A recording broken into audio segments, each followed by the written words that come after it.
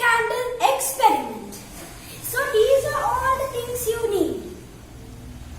A matchbox, a spoon, 2 glasses, one empty and one full of water, food coloring, a plate, and the most important thing, a candle. So let's start. So now let's start by making colored water. Get your spoon and take your food coloring.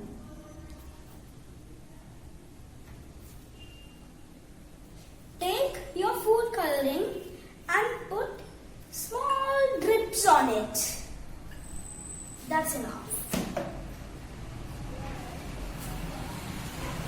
Close it and give it a... So our green water is ready, and our second step is to take our matchbox and light a fire on this candle.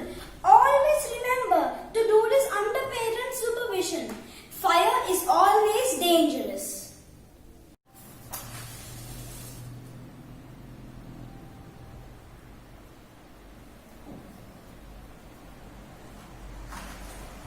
So now the candle is lit. The third step is to take our colored water and pour it into the plate.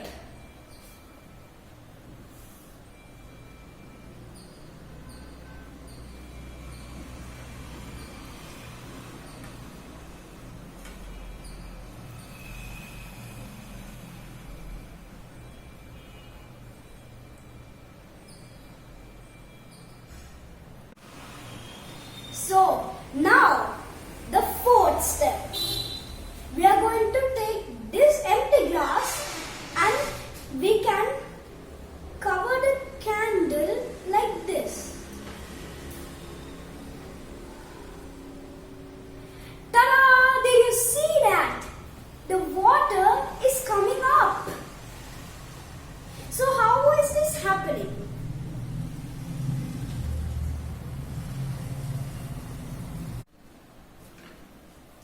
So now let's talk, how did this happen? I'll give you 2 conclusions. One, chemical conclusion, and the second, physical conclusion. I'll talk about the physical conclusion first. So the physical conclusion is that all the air inside the glass is burnt. It's getting heated.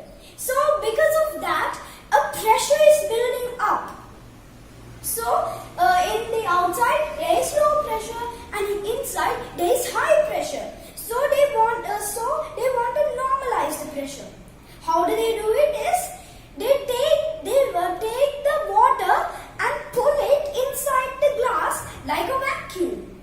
So now let's move on to the chemical reaction. So we are surrounded by number of gases. Oxygen, carbon dioxide, nitrogen, etc. So what is compulsory to burn a candle? It is oxygen. So I lit the fire. It has ample of oxygen. But what I did is I trapped the oxygen. So now all of the oxygen is gone because the fire consumed it. Now something new